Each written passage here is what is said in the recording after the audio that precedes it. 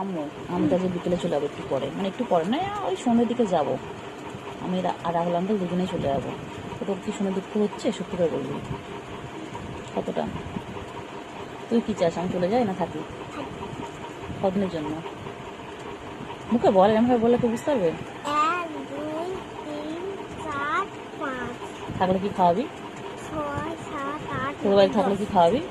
10 দিন আচ্ছা বল, থাকলে কি খাওয়াবি বল? বিকেলে পিজা খাওয়াবো। কি খাওয়াবি? পিজা, আর ফ্রেঞ্চ ফ্রাইজ, কি ফ্রাই? ফ্রেঞ্চ ফ্রাইজ আচ্ছা আর মানে আলুগুলো আর জানি না। মা পিজা বানাবে, আমি ফ্রেঞ্চ ফ্রাইজ বানাবো। মোমো? মোমো তুই বানাবি? কি করে বানাতে হয়? ওই তো আলুগুলো এরকম দাবির মতন কেটে, মানে এরকম স্লাইস করে আচ্ছা কেটে হুম ওইগুলোতে মশলা মাখিয়ে দেবে। হুম এই না না না, ওইগুলোকে একটু ধুয়ে